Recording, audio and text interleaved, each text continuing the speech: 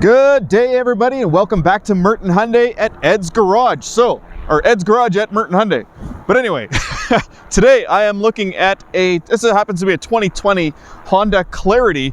Now, I'm going to do my absolute best to not be very biased on this vehicle. I'm actually quite impressed by it so far, based on the little time that I've spent with it. Aside from the styling, there's a lot of great things about this car. It's got great range on the plug-in hybrid battery EV range part of it. It's got good power, it's got good space, good legroom, headroom, all that stuff, which I'll cover with you here. But I don't know. The styling is only something a mother could love. I don't know what they were thinking, but yeah. So I am going to show a couple things that bother me about the vehicle, but I'm also going to go over all the features. So hopefully this video is helpful to you in some way. But yeah, I am freezing cold, so I'm going to do the outside of the car as quickly as possible and jump onto the inside. But yeah, thank you so much for watching, and let's get started on the features of the Honda Clarity. All right, we're going to start this review on the front of the vehicle. Now, check it out. We do have LED headlights and high beams. They are reflective LED, but they look quite sharp. Actually, it's kind of cool. Look at all the different little reflectors all the way through there. Really nice styling there. We got the LED daytime running light as well. Don't mind the little flickering. That's just because of the camera refresh rate. It doesn't do that in person when you're looking at it in real time here. Now, this vehicle does have the autonomous emergency braking system. So behind the H here, behind the badge, there is a forward-facing radar. And you'll also notice a forward-facing camera up here that is going to basically see the lines on the road, as well as look out for pedestrians and cars and whatnot, for the autonomous braking system, and adaptive cruise control as well on this vehicle, which is standard on the Honda Clarity. Now, coming around to the side, you can see we've got really nice, actually, aluminum alloy rims here. Now, this is a used vehicle, so it's got curved rims, but ignore that. Now, these are a Michelin, they're a low rolling resistance tire. And as far as the size, we've got 235, 45, 18 inch. So an 18-inch rim. Got your plug-in right here for your plug-in hybrid drive. No lights on the mirrors, unfortunately. And I don't see a blind spot monitor, but that might be on the inside of the car. So we'll check that a little later on. You do have proximity entry.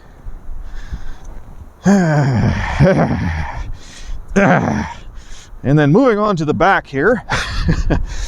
Yeah, the back styling's interesting. There's a lot going on here. There's a lot of angles. You got some fake vents here. Yeah, you got sort of this thing jutting out to the side. It does have this, it's not really a spoiler or anything or a lip, it just kind of sticks out. You got some sharp angles going here. It's just, there's a lot going on here. I don't know, guys. When I get into the interior, I'm gonna like a lot, I know it. But the exterior styling is just bizarre. All right, let's see if we can open up the hood from here. We can, perfect. Okay, so, fairly large trunk. Unfortunately, not a flat floor, but there's a lot of room in here. Let's move this out of the way, see what's underneath here. I actually don't know this car very well, so I'm kind of learning everything. Look at that little cubby hole, that's cool. All right. Now, as far as build quality back here, actually, it looks really good. And we do have split folding bench. It's a rather small opening, but it does have the 60/40 split. Look at this, though. Look at this little window in here. Isn't that interesting? Oh, I see. So you can actually see. That is so weird. Okay, so you can see through that little window and then through the actual lid of the trunk. Look at that.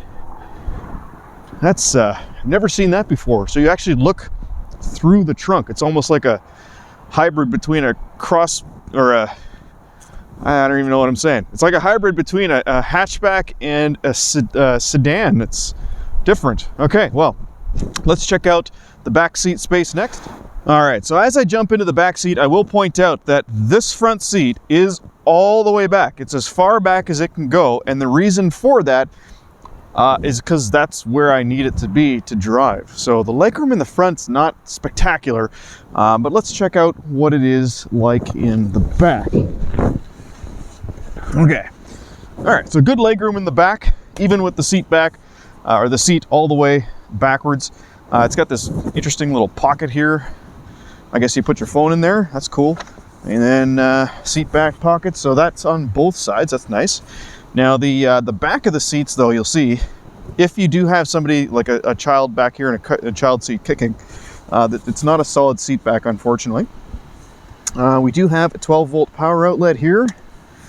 And as far as the floor goes, my feet do slide under the front seat. I will say the floor does kind of jut up a little bit, but it's not really a big deal. We have a center cup holder armrest here.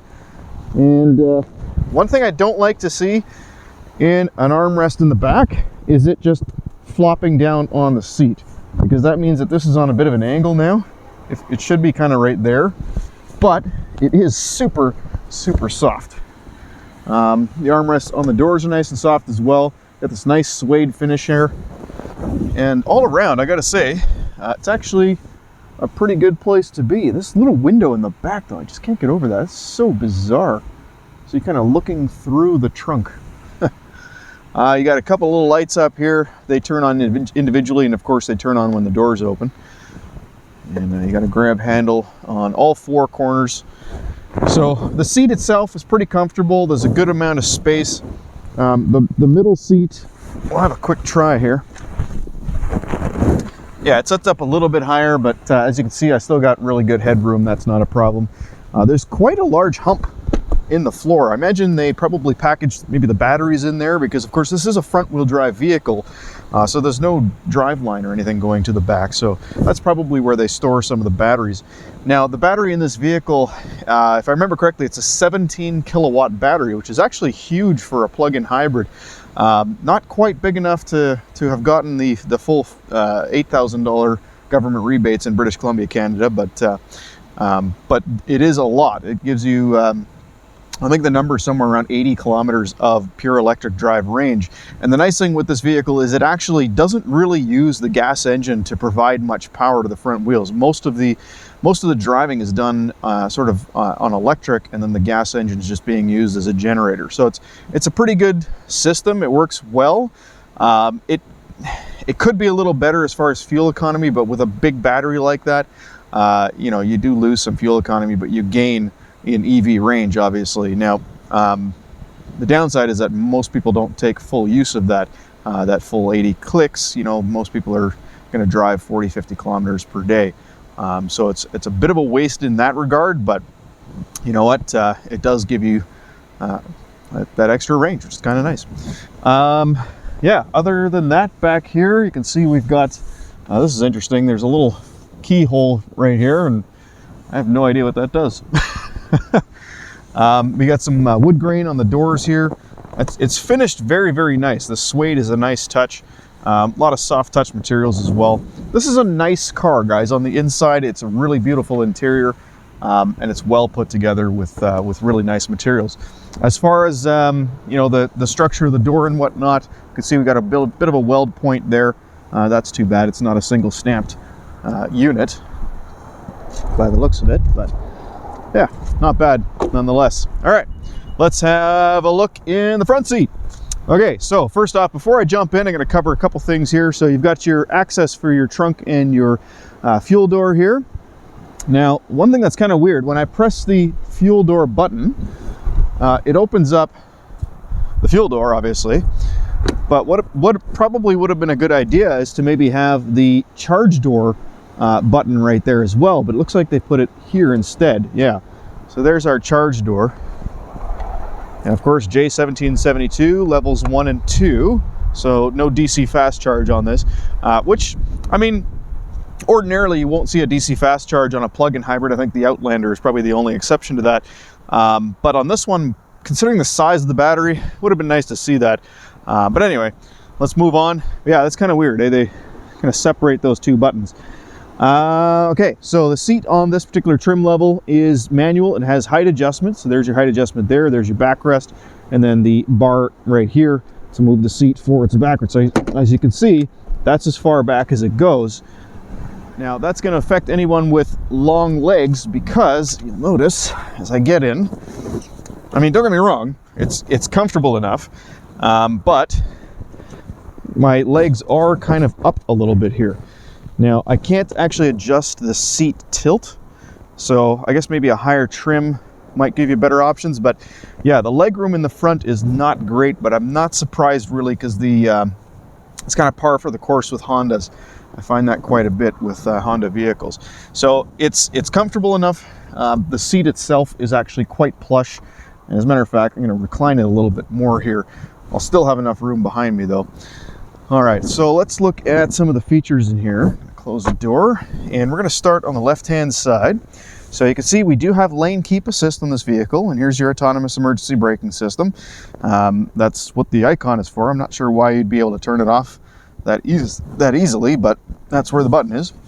Traction and stability control right next to that. Looking at the button on the steering wheel here, we have this one here, which is for the blind view monitor, I believe. So let's give that a shot. Yeah, so that turned on the camera that's actually mounted on the passenger side mirror. You can see the little wart sticking out at the bottom of the mirror there. I really wish they did a little better job hiding that, because honestly it's a very large bump for a not very great resolution camera. I mean, it's not bad, it's clear enough, it does the job, but it could be a little bit better for 2021 or 2020.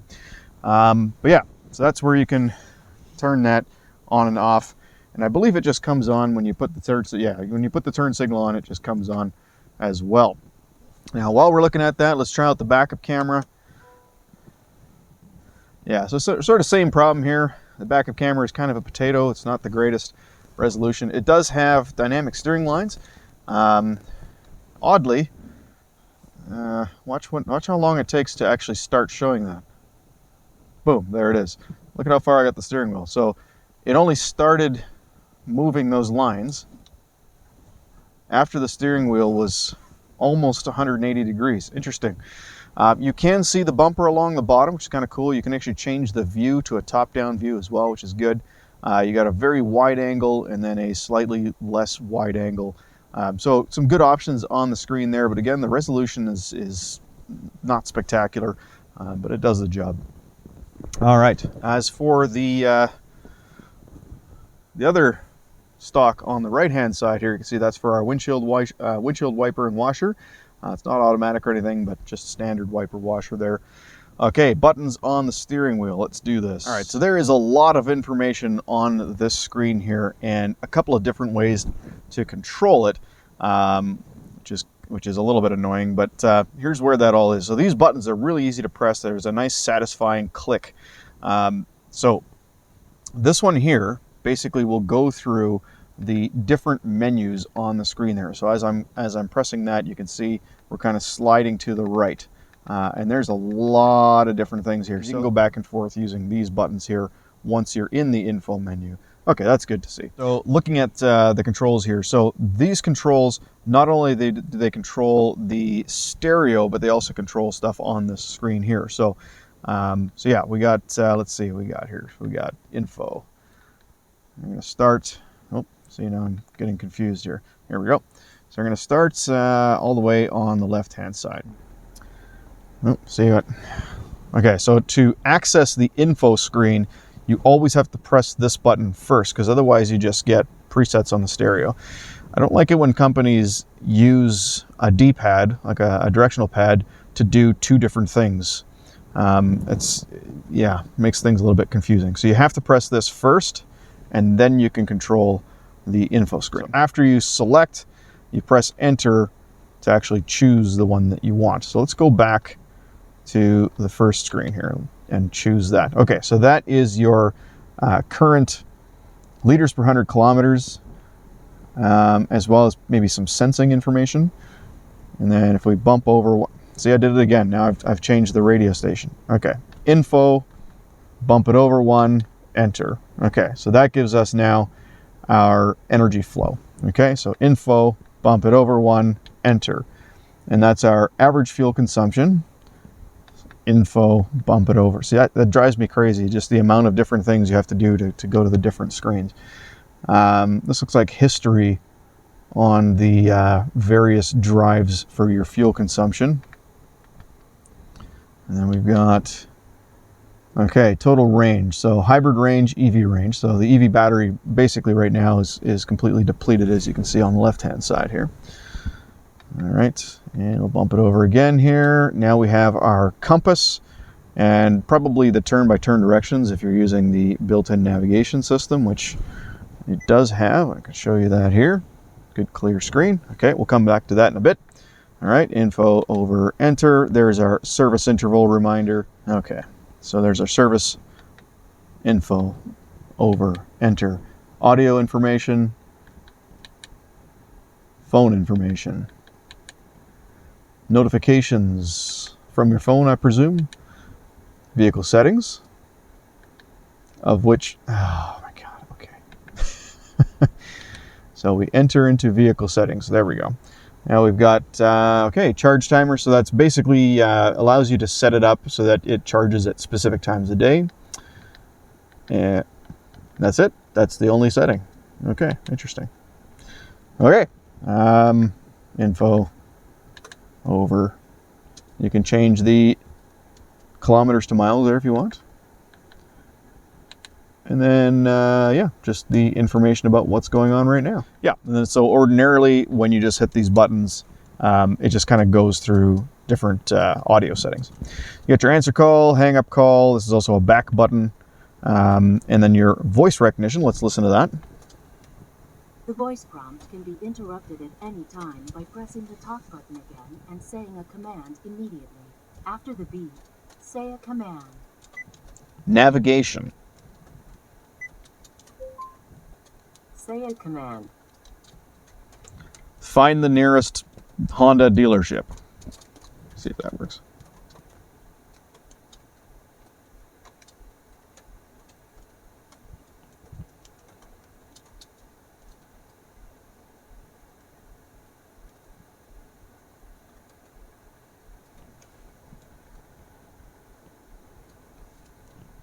Find the nearest Honda dealership. Okay, so not the greatest experience with the voice recognition. No, it's just ignoring me. Okay, we're gonna ignore that and we're gonna move on. All right, so on the right-hand side of the steering wheel, you have the cruise control. Now, as I mentioned before, it is adaptive cruise control, so that's good to see. I don't know if it's stop and go. You have what looks like driving follow assist or lane follow assist. So not only does it have the lane keep assist, it's got the lane follow assist. All right, so one other little pet peeve I have here is even though they've made this kind of work for stuff on this screen as well as stuff on the radio, there's actually an additional set of controls way down here for the trip computer. So as you can see at the bottom of the screen there's trip A, trip B, speedometer, or sorry, odometer, and it kind of goes through those different things. And then you've got the other two buttons here, which are the brightness controls for the screen. Kind of a weird place to put those things.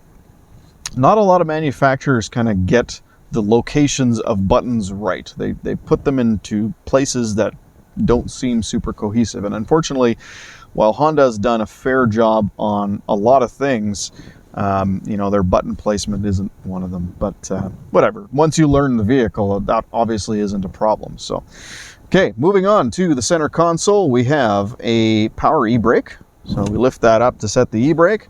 Now, if I put it into drive, let's see if it turns the e-brake off.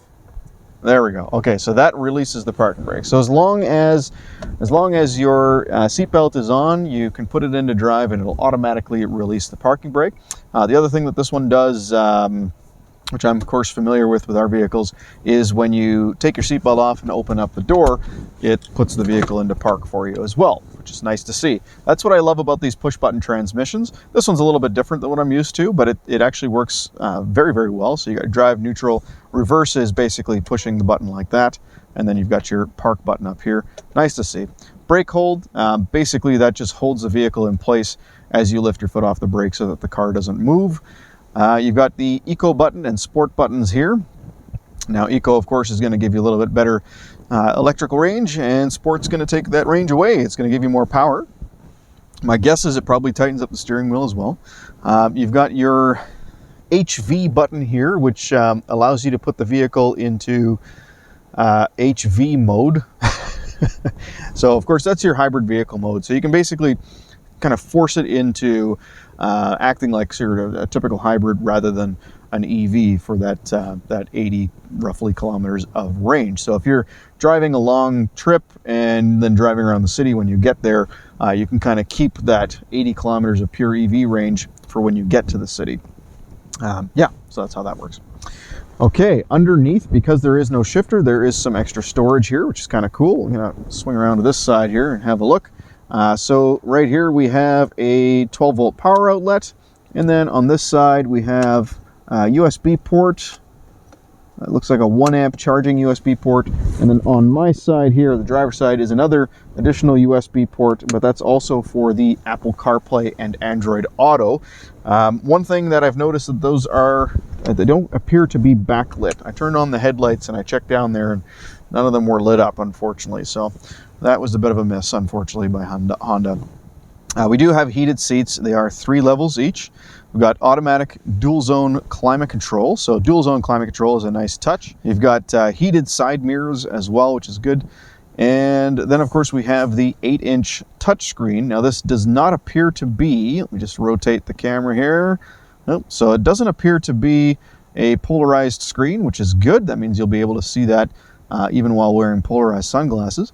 Now, with this screen, you'll keep in mind all of the buttons are touch sensitive buttons. So on the left hand side here, you've got your home button, and then if you wanted to change volume, for instance, okay, so you can swipe up and down over the volume, or you can just tap it.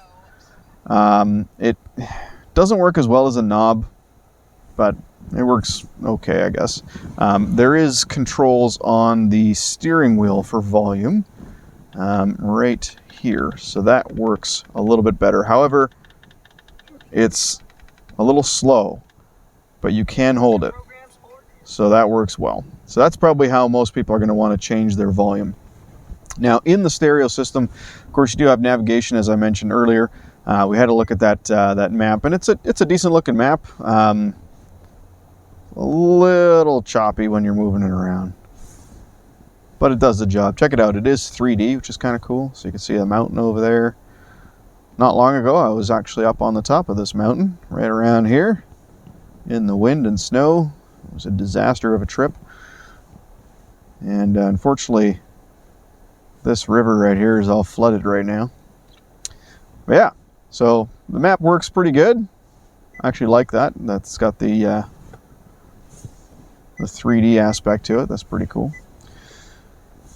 And if we go back to the home screen, let me see, we got our smartphone connection. That's for the Apple CarPlay and Android Auto.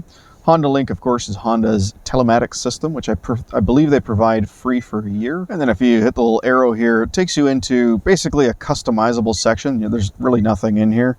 This is all blank right now because you have to kind of add your icons wherever you want them. Menu button doesn't seem to want to do anything for me here. So I guess that only works depending on what actual application you happen to be in. In the app screen, you can see we got an app installer here. So of course, because you have the Honda iLink system, you can actually get apps from their system. You also have the potential to put widgets on the screen as well. We can't really get into that right now, but there's your brightness controls there, which you can use the plus or minus or just sliding up and down on the screen. So yeah, not really too much going on in here, but yeah, it works well enough. It's pretty responsive. The stereo, as you can see, is pretty well laid out as well. You know, changing radio stations and whatnot, it's pretty easy. Here's our different categories for our Sirius XM satellite radio, and you can also just swing through all the channels from there as well. All right, looking up a little bit higher, you can see we've got a auto dimming rear view mirror, and then in the headliner we have sunglass holder, and then of course we have our home link buttons here for garage doors and gates. You have the lighting controls, of course, individual map lights, all LEDs.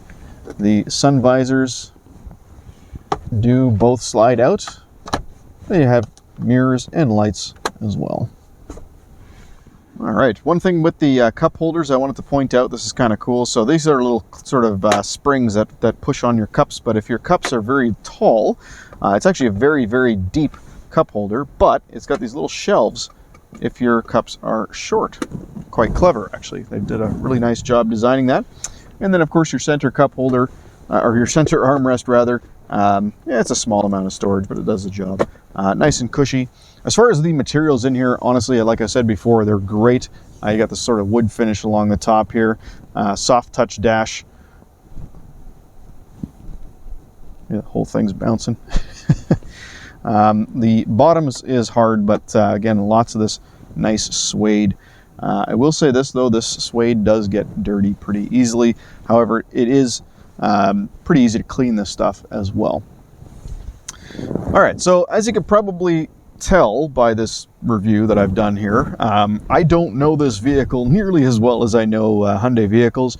I gotta say, though, based on some of the other brands that I've tested and seen, I think Honda's done a spectacular job on the construction, the materials, the reliability of this vehicle, and they even did a pretty decent job with the size of the battery in this vehicle. 17 kilowatt battery, 80 kilometers roughly of range, but I can't get over the looks. I would never buy one of these sheerly for the fact that I just find it ugly. I know that looks is subjective, and I know some people out there are going to look at this car and go, my God, that's a beautiful car. And that's fine. But I think the majority of people are going to have problems with, especially that back end, the wheels and stuff like that. The interior looks phenomenal. Like, I got to hand it to them. It's a beautiful interior. I hope I wasn't too hard on this vehicle. I know I have a review of the Nissan Maxima and the Nissan Murano, and those vehicles, honestly, in comparison to this, they just don't hold up. The build quality, the material quality, how things are welded together and stuff like that, you can tell that they just kind of cheaped out. So Honda's done a good job on this vehicle, build-wise, but the styling definitely leaves something to be desired. The infotainment system on here, while it is usable and functional, it's a little bit tricky to understand how to work it, and missing the volume knob is kind of annoying. And then the buttons on the for the instrument cluster and the stereo kind of being mixed, that's frustrating for a lot of people, not just myself. And I was a tech for 17 years, so I picked up on stuff like that fairly quickly. But either way, I hope you enjoyed this review. Again, if you're looking for a hybrid, plug-in hybrid with a long range, and you don't want something as small as the Chevy Volt, for instance, then this is a really good option for you. If you're looking for a plug-in hybrid that has spectacular fuel economy and some EV range, then consider an Ioniq plug-in hybrid, the Hyundai Ioniq. Not quite as sort of luxury oriented as this. It's more of a compact car, and designed more for fuel efficiency. It gets better fuel efficiency, just has a shorter EV range, but of course the vehicle will also be a bit less expensive because the battery's half the size as this. But look into that if you just want to have that supremely good fuel economy.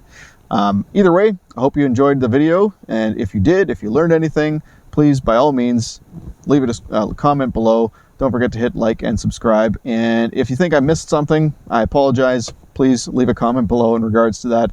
I hope you enjoyed the video either way, though. All right, thank you so much for watching. Have a great day.